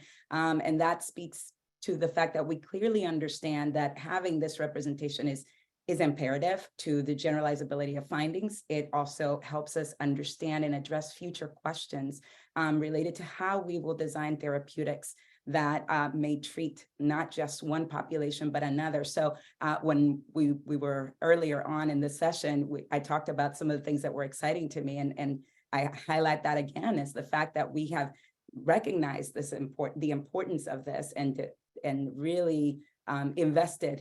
We see funding agencies investing resources to ensure that we can find ways to engage the individuals that are going to be affected and are highly affected by virtue of their higher risk level. So it's exciting to be a part of that. It's exciting to be a part of this work. And like everyone else said, we really encourage you to participate and to help us understand better ways to engage you in research, so that you can have firsthand information about what's really scientifically accurate and beneficial. Thank you. If there are no other questions, and I believe last year, Alzheimer's San Diego, did you include the questions in a sheet afterward? Anyway, I think we've answered most of them. There's one: prolonged use of sleep aids, Benadryl, lead to dementia. I think you've established that. Go ahead. Yeah, there's a question about a new medication for agitation, which we brexpiprazole, somebody spelled out. And I guess we haven't really covered those sorts of areas. So agitation is very difficult to treat once patients get to a stage of a moderate or severe Alzheimer's disease. We don't have a lot of well-studied therapeutic options, although a lot of medications are out there. Many of them have been repurposed from their use in people with schizophrenia. And this new medication, brexpiprazole, underwent 2 very large trials. And again, it was originally developed for schizophrenia and then tried in people with Alzheimer's and agitation. And in these trials, it did seem to have a small effect on improving agitation relative to placebo.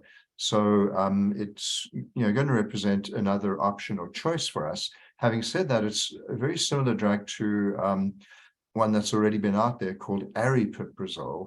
And so we'll have to see what the price differential might be on a drug like brexpiprazole.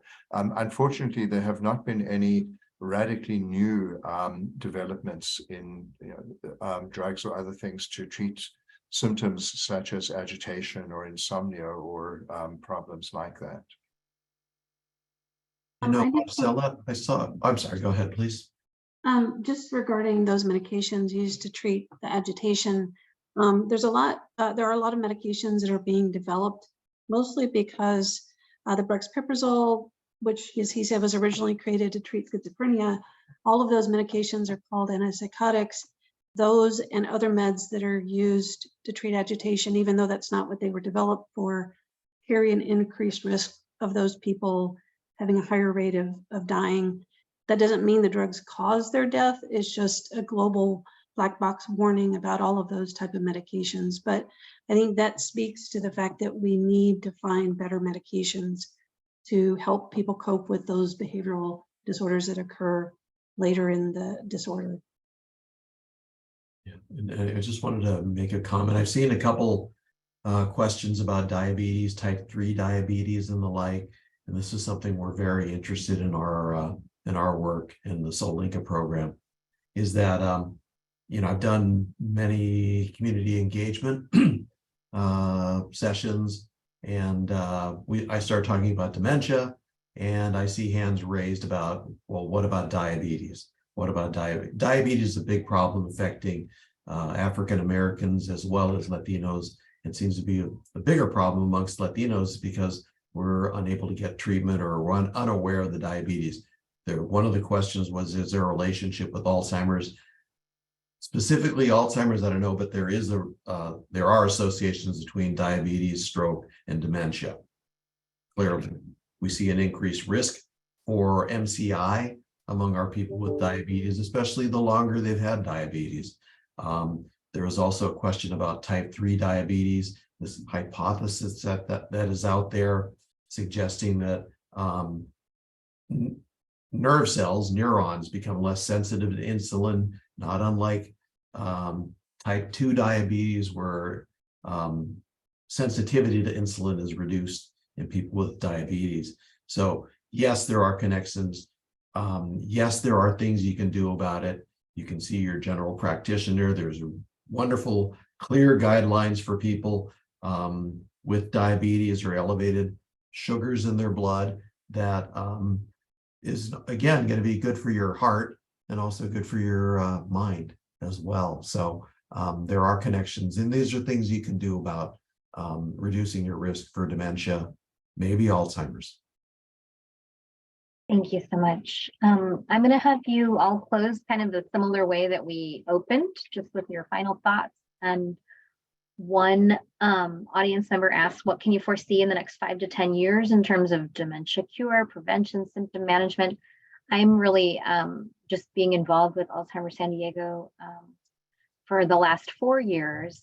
I'm so encouraged. The first news story I did with Eugenia, she said that there was really at the time only the one drug that my mom took, donezepil, which had been on the market for decades, and there was not yet any other drug. And now we've got an array that have been on trial and about to be approved. So who would have thought in, just a couple, 3 years time that this would be on the horizon. So let's start. I'm going to go a little out of order. I'm going to start with Dr. Sefji. So you can be first this time. Just your final thoughts as we close out here. Well, I just want to reiterate, especially for people of color, minorities, and women, please get involved. There are, more than 15 clinical trials happening, within San Diego County right now. And you can look it over, make a choice. There are all the ones the academic institutions are doing the observational studies. Sites like myself would only be doing the therapeutic intervention trials, mostly with medications. But as someone else said, if you don't get involved, then your tax dollars are being wasted and you're not being counted. We won't know if the new medications being developed apply to you or work for people with that are like you. So, just a little plug for that. But again, very hopeful. It is so exciting to be part of science when everything is developing at a faster rate. And I do think that, you know, even though it feels like a really long time from the outside, to me, it feels like the progress is accelerating. We're building on what we know and moving forward at an even more rapid pace.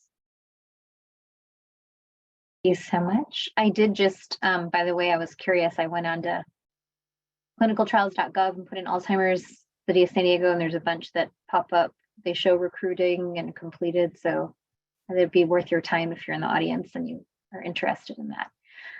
Okay, Dr. Plopper, why don't I give the floor to you for a little bit? Okay, thank you, Marcella. Yeah, I'd like to give a shout out to the volunteers who've participated with us and with all the research sites. This is not an easy thing to do for when you volunteer for a research study. It's an incredibly important thing to do. It can have benefit for you, but it may not have benefit for you. And so what we find is a great deal of courage, commitment, energy from the volunteers who work with us, some of whom are watching today, and I want to thank you in particular for working with us.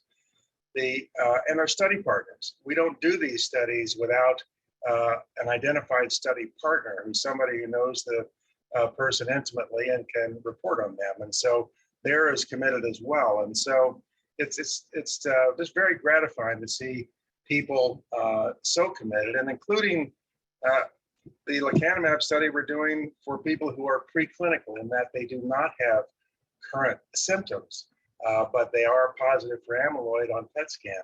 And these are younger people generally, and are very committed, very reliable, and just I have a great deal of thanks to all of you who participate in clinical trials, and just want you to know that. Thank you. Thank you so much. Dr. Doris Molina Henry. It is forums like this that make me very excited, very encouraged, that in the next 10 years, we will see just incredible continual progress. I foresee that we will see multiple approaches to treating this disease, and that we will make incredible progress in the interest of the participants, as Dr. Plopper indicated, and also in the interest of the families and the caregivers, because we know that this is a disease that doesn't just impact the person that suffers from it, but it impacts the entire family. And we see that disproportionate impact across so many different populations, which is, I follow on what Dr. Sophie is saying, in that we really want to make sure that these families that are really increasingly affected, disproportionately affected across different demographic groups, participate more, so that we can find solutions across populations when it comes to this disease. So thank you for letting me be a part of this. Thank you so much. Let me pop back to my gallery and look. I did have a question. Dr. Plopper, you mentioned if someone has shown PET scan amyloid on the PET scan, is there a recommendation for who should get a PET scan to No, see? those are specifically done under research auspices for either amyloid or tau, depending on the nature of the study. Okay, so those aren't available to the general population. Okay, I just didn't want anyone to be like calling their doctor like, I need a PET scan for my amyloid. All right, thank you. Okay, so let us talk to Dr. Galasco. So I think the next 5 years, in one area we're going to learn a lot more is the practicalities of amyloid therapy. As we've all heard, there is, there are most likely going to be 2 drugs that will start the ball rolling, but there actually are some other anti-amyloid drugs that are also in the pipeline. And one of the questions that will come up is how long do you have to treat for donanemab, one stops after a while, for lecanemab, one keeps going. There may be other anti-amyloid drugs that can be given more infrequently, so that maybe price and convenience can become important issues. And then I'm particularly looking forward to a host of these non-amyloid therapeutic endeavors that have other kinds of targets. We may need to start early. We may need to start with combination therapy, but we've learned a lot more about how to design trials, how to identify whether a drug is hitting a target or not. And we have a wider range of biomarkers that allow us to identify that the drug is actually affecting those targets. Among some of the a little bit out there kinds of treatment approaches is gene therapy. We've heard about gene therapy for things like certain rare inherited diseases. Spinal muscular atrophy is perhaps the most exciting of these. But in fact, there may be ways to use gene therapy approaches for at least some people with Alzheimer's disease, and perhaps a bit more broadly for Alzheimer's. And one of the attractions of gene therapy approaches is one can sometimes get away with one treatment episode and then you're done. So I think there's a huge amount of excitement, and I'd encourage the audience to stay tuned, listen actively, and please step up and volunteer. We greatly appreciate all of your participation and efforts. Thanks, Dr. Glasgow. We have four more panelists to hear from, so maybe keep it to about a minute so we can end here on time. Dr. Gonzalez, why don't you go ahead? No, thank you. And I want to just thank the organizers, Alzheimer's San Diego, for bringing us together in this forum. It's been wonderful to interact with my colleagues here throughout the San Diego area and beyond. I have been doing this work for over 20 years, have seen the dark days of in the early stages, and just the lack of awareness and support for this, what I've always thought is important research. Things have changed. There's a lot more interest, there's a lot more focus, there's a lot more funding from our National Institute of Health and other sources to help support this research. I'm very excited. I see good things are on the horizon. Like many here, I celebrate the advances in the therapeutics that are out there that are coming online. I think these are good first steps, and I think they are leading to a time when we do have a true date with a cure for everyone out there. So I think stay tuned, as Dr. Glasgow said. I think we're on the path. Let others know that you support these efforts, get engaged with Alzheimer's San Diego and other organizations. And, if it inspires you, maybe send your congressperson a note saying you think this is important and why you think it's important. Thank you so much. Hear from you. Dr. Gonzalez, thank you. Dr. Chen? Yes, I'll just kind of leverage what Dr. Gonzalez said and thank all of you for participating here, and to all of the speakers as well. As usual, a great discussion. There's some controversy, and you've heard that, but I think that's a great aspect of our ability to kind of look at this complicated disease in a really rational way. And there is great hope for the future here. So do indeed keep tuned to what's going on. And again, we couldn't do it without you, ranging from support from the NIH to the donors who provide critical materials for brain analyses, to the folks that are enrolled in clinical trials. And so we do thank you, and know that all of us are going to try our best to get to that cure. Thank you, Dr. Chen. Dr. Asen? Yeah, so I think we have entered the age of therapeutics to slow Alzheimer's, and that's very exciting. We have a lot to do to move forward and to increase the benefits. And I just wanted to say a few words about where I see the future. I think the future is going to include monitoring people starting in middle age with blood tests, just as now we monitor people by testing cholesterol. And when cholesterol is elevated, we start statins to control it. And that has greatly reduced the burden of cardiovascular and cerebrovascular disease on our population. Same thing's going to happen with Alzheimer's disease. We're going to be monitoring people starting in middle age with highly accurate blood tests. And when we see abnormalities, we're going to treat those abnormalities, and we're going to prevent Alzheimer's disease. This is coming in this decade, and the future is just very bright. Progress is great, and we're going to build on that progress. That made me a little emotional. Thank you for that bright future glimpse. Dr. Brewer, you want to wrap us up?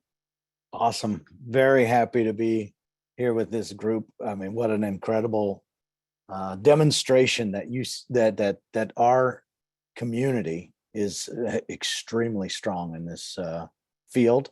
And it kind of speaks to why, you know, Alzheimer's San Diego is focused on San Diego, because it is truly a remarkable environment for this science. And I'm telling you, I'm just as excited about the future that's been expressed now. We have incredible strengths here in San Diego, not only just the collaboration that's here, ATRI, UCSD, and the industry. We have incredible computing power, genetics power, new tools to be able to look at cell by cell impacts on the disease that we didn't even get to today, raised by the combined improvement in power of computing and the power in genetics. And I just always kind of show, you know, that we can now look at the brain itself. This is my brain from an MRI and look exactly inside people's brains and see where things are changing. So we have so many new tools, and San Diego is really the epicenter of it. And Alzheimer's San Diego has been a great partner in all of it. So thanks all for attending, and been another great date with the cure. Thank you. I have a few things to wrap up. We started a couple minutes late, but I'll try to wrap up on time. Just personally, I just want to thank everybody. And it's been fabulous for me, only having been involved with the organization for 4 years, to see the remarkable advancements. And also, as I get a little bit older, to be maybe eligible for some of the clinical trials, I will look around and see, you know, maybe do a news story on it, show people that it's not, you know, too scary, and that it could actually be beneficial. And it is beneficial for, maybe like one of you said, not necessarily a benefit. You know, you don't know if you're going to get a benefit or not, but the overall participation will benefit society. And just again, to the panelists, we know that your time is very valuable. So we appreciate you being here, many of you multiple years, and for taking time to answer these questions with respect and grace. We received so much incredible information and insight this morning. And best of all, that we learned the very real progress is being made to find a cure for Alzheimer's. And we cannot find a cure without all of you. A lot of you are supporters of Alzheimer's San Diego, of their services, which are free to everyone in San Diego who is dealing with dementia or Alzheimer's, free for the patient, free for the caregivers, free for the family members. It's just such a wonderful organization. And again, I am a supporter because my mom, who's 85, was a big benefit of the Alzheimer's Companion program. We made a lifelong friend in that. So on your screen, oh, my light went off. I have a light that keeps it off.